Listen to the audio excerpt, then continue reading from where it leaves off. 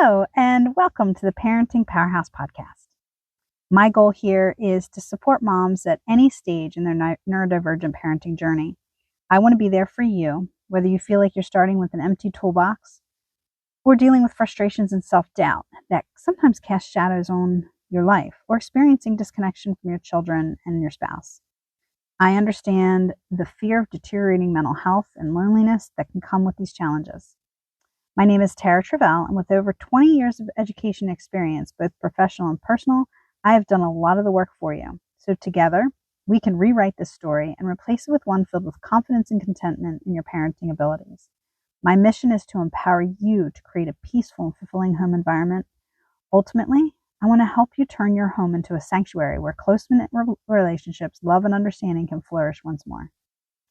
In today's episode, I want to dive into our kids' difficulty fitting in to social situations, both younger kids, and we will also take a look at examples for teens. So to get started, I had a conversation with my aunt last week, and she suggested talking, or at least mentioning, something about playgrounds and how our kids with neurodivergent challenges have a real difficult time on playgrounds. And why? Because they're sharing space with neurotypical kids, right? And this makes it extra challenging. So I want to take a look at a couple of examples, a couple of stories I have with my grandson. And my grandson, several times playing on the playground, he would run up to kids and they would run away from him, or I would notice he was playing off by himself, or maybe he was running around with some of the kids for a little bit, but then he would branch off and go on his own, or he would be bouncing from little group to little group. And as I watched, I just tried to observe what's going on. And I came up with my own reasons why. Maybe he didn't want to play with those kids. Maybe he didn't have anything in common with them. It could be a myriad of things that I was either on target or I wasn't. So when we think about it, it looks like this could be explained easily, but we really need to take a look at it from all perspectives. So what does it look like to us? Well, that, our child is just maybe having difficulty, or other kids are being mean, or they're kind of, just bratty, or whatever. We have our own explanations. So I want to take a look at that, because the first thing we need to look at is, does our kid really understand the expectations of the playground? How to approach somebody? It's easy when they're real little kids. A lot easier because you just run up and you start playing together. But when they get to 5, 6, 7, 8 years old, it's not that easy anymore. They actually have to kind of fit in with expected behaviors. And sometimes they're not learning this intuitively. So this is where we come in. And if we see some of these behaviors happening, like kids are running away from them, seems like they're playing alone, but maybe they do desire to be with the other kids, or maybe they're getting into other kids' faces and really just getting in their space. That sometimes happens. So we have to observe that first. Then we need to stop it, because we don't want the kid to actually be teased or possibly even pushed away or hurt, in this kind of situation. So ask your kiddo to come over and plan some kind of transition activity that they like. And you can always set this up ahead of time too. Like, hey, there's some times when I might just ask you to take a break, to have a snack, maybe to sing a little song with me, or to give me a hug, because sometimes I need a hug because I'm sitting by myself. Whatever it is that you need to do, pick a couple of transition activities so your kid doesn't feel like they're getting in trouble, you're taking them out of play. You're actually just trying to get them to avoid a hurtful situation, hurtful social or emotional situation. So use it as a teachable moment. Once they come over, have their transition activity, then first just validate, hey, seems like you want to play with those kids. What's going on? How are you dealing with it? Are you able to play with them? Do they seem like they want to play with you? Try to ask some of these questions just in like a nice way, not in a lecture type of way. And take that information and use it to your advantage. Use it as a teachable moment to maybe say, well, I'm seeing this happen and the kids run away. Are you playing tag or is there something else going on? Do you think the kids want to play with you? Are you tired of playing with them? Try to just talk about it a little bit and make sure that he knows that some of these behaviors might not be expected by the kids. So the kids might be, honestly, maybe a little weirded out by some of the behaviors. He's getting too close to them. And this example brings us back to comparing ourselves and our situation, right? We were talking about it last week. We compare ourselves to other moms, our kids sometimes to other kids, and even our situation. And when we realize that the feeling of frustration that we're feeling, and sometimes defeat and even loneliness, sometimes stems from us just trying to normalize our situation in comparison to someone or something else. And I want you to look at it as a doorway, because when we're feeling this way and we realize it, that's the first step. That's huge, right? That, hey, we might actually be comparing. So then we can take a step back and take a look at the situation from a different perspective. So what can we do? We can push aside this feeling of comparison to see the challenge from a different perspective. See the kid from where they are. What are they actually having trouble with? Observe the behavior. They might be really confused about what to do. What should they say? How close should they stand to somebody? What is somebody else expecting them to say or do in a certain situation? They may not be able to think of these things. Their executive functioning may be challenged, and they can't put these things together in their brain quick enough to be able to react and think about it. We need to help them explicitly with this. And I'm going to give you a couple of examples from my own life. My grandson, who lives with me, when he was about 7 years old, he was playing on the playground and he would always make friends pretty easily. Very happy, very, nice kid, very caring kid. But as he got a little bit older, some of his behaviors were a little different, weird, or off-putting, some of the things he would say. So I remember catching him one time.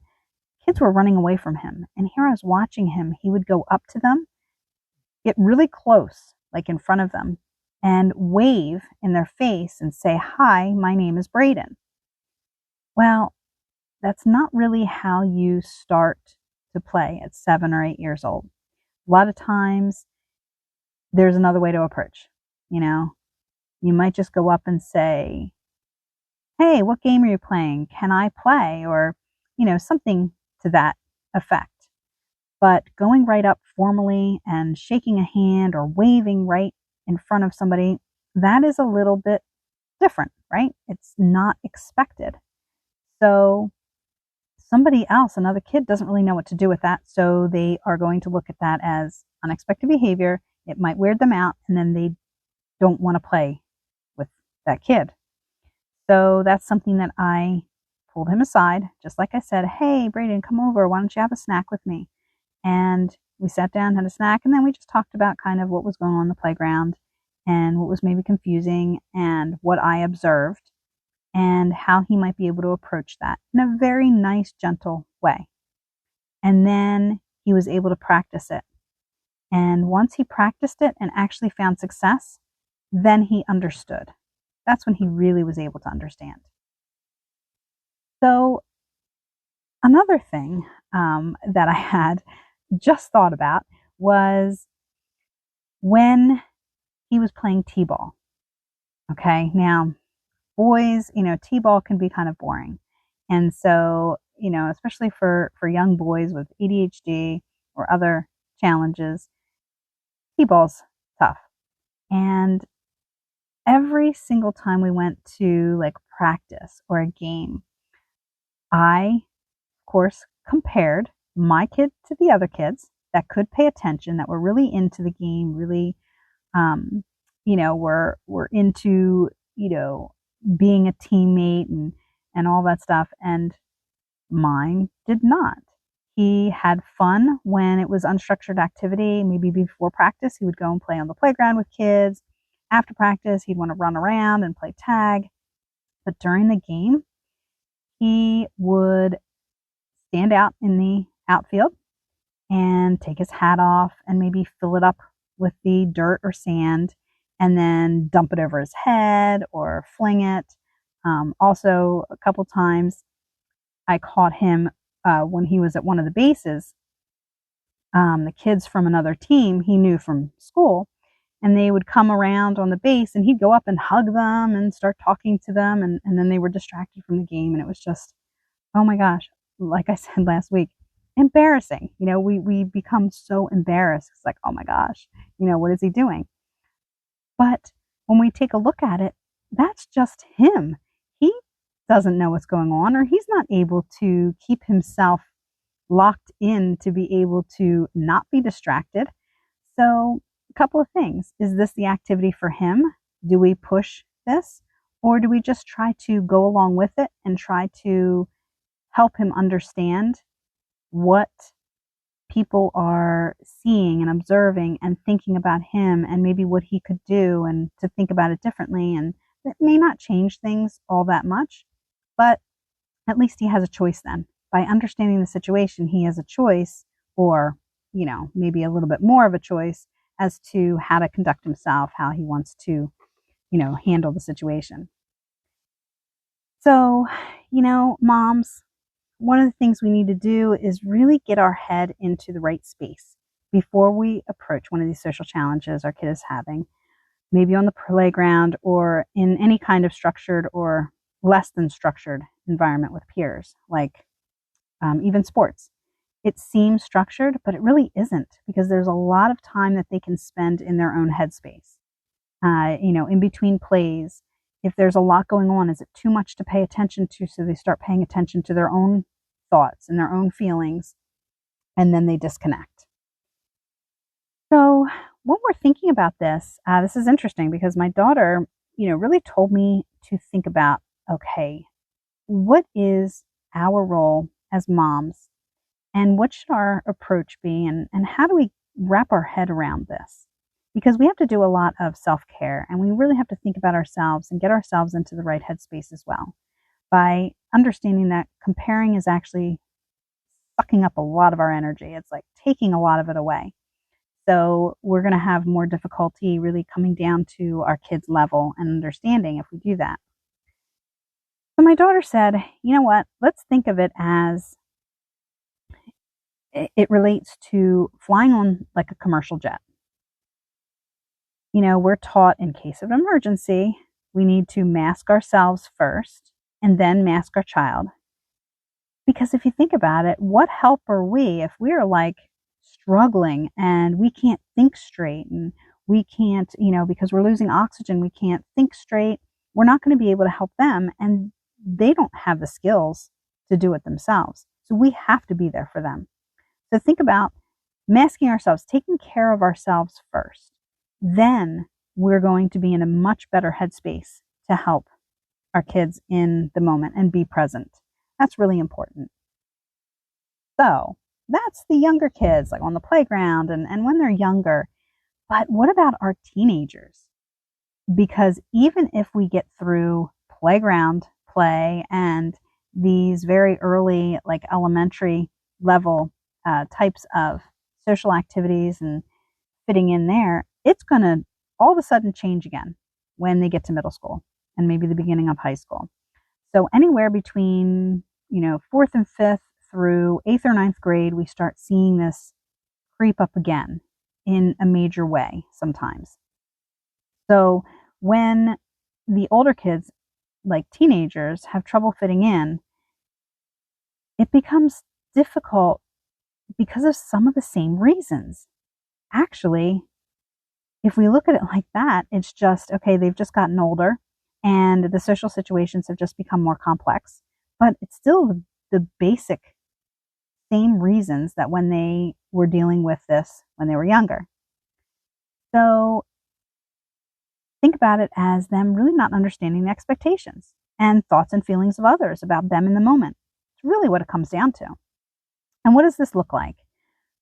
Well, we can see it kind of show its face in many different ways. Maybe, your teen is withdrawn or shy, maybe really overly talkative or invading people's space. Maybe even just standing off to the side a little bit, being involved in situations, but kind of just standing off to the side. It could be just a foot back from everybody else.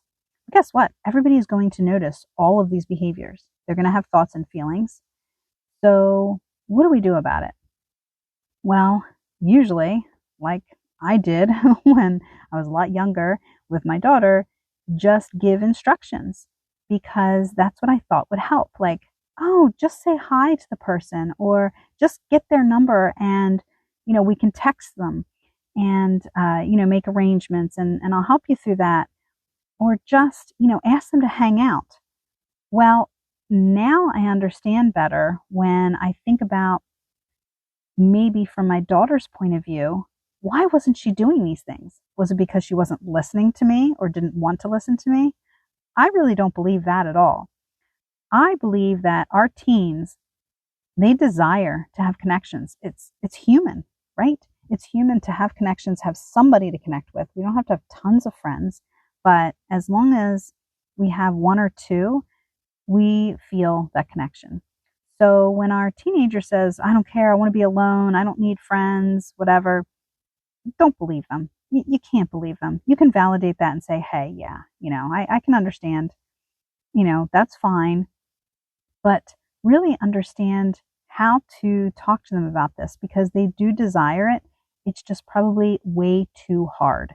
It's way too hard and it's confusing because of all these things. They don't know how to read really how other people feel and think about them other than their own perspective. And that doesn't work anymore because people do weird things and it's not matching up with what our teens are thinking or expecting in the situation. So now it becomes confusing and it makes it even harder for them.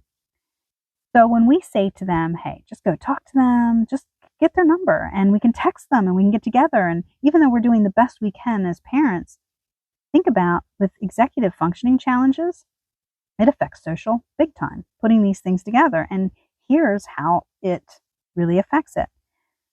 So when we say these things, your teen may be saying, well, like, what do I talk about? When do I talk about it? How do I approach the person or people? How close do I get? What should I do with my body and facial expression? What if they ask me something? What if they don't respond? Like all of these things could be flying around in your teen's brain. They're not even really conscious about it, but they can't put it together because they don't have quick answers to any of these questions. And that's what executive challenges do. And this is, how it kind of looks when that happens. So this creates some real anxiety, right? Because they haven't developed the skill successfully and they're not ready to take the risk. So it's not going to happen. Sorry to tell you. So once again, we have to think of those things we would say as the end goal because that is the end goal here. So how do we help our teen to get to that end goal of like saying hi or getting a number or texting or anything? Well, the first step to master is appearing approachable. They don't have to learn how to have a conversation, what to say first. None of that. That will come second or third. Okay. First, we have to teach them, well, what is it like to appear friendly, to appear approachable? Because if we can appear approachable and friendly to somebody else, they're going to feel so much more comfortable in our space. They will get into our space. And if we're able to put our body logistically in a good place, have a good look on our face, a whole bunch of things that we can do to look friendly and approachable, then people are going to approach us. They're going to include us. They may even start conversations with us, which makes it so much easier to, volley that conversation. Then we can get into better conversation skills. But we need to first become approachable. Once we teach our teens to do that, then they can be comfortable taking the risk. And once they're successful there, then they may start kind of coming out of their shell a little bit more. And somebody else will most likely bring them out of that shell. So, just to wrap up today's episode, it's really about coming to terms with where we are as a mom, how we can put ourselves in a better place, a better headspace, so that we can build a better relationship with ourselves. And then in turn, we're going to build this relationship with our child by understanding their perspective a little bit more and kind of pushing aside all the things that we have been told and we think are right, because are they really working? Haven't we tried so many different things and it feels like that toolbox is just kind of empty? Well, I'm here to start filling that toolbox. And I want you to start filling it with these ideas and start filling it with making yourself feel better and empower yourself. That is a big part of your toolbox. Well, I really want to thank you for pushing play today, and I hope you tune in for next week's episode and keep this going, because I want to be here for you. I want to help you be the best mom you want to be. Take care, and I'll see you next week.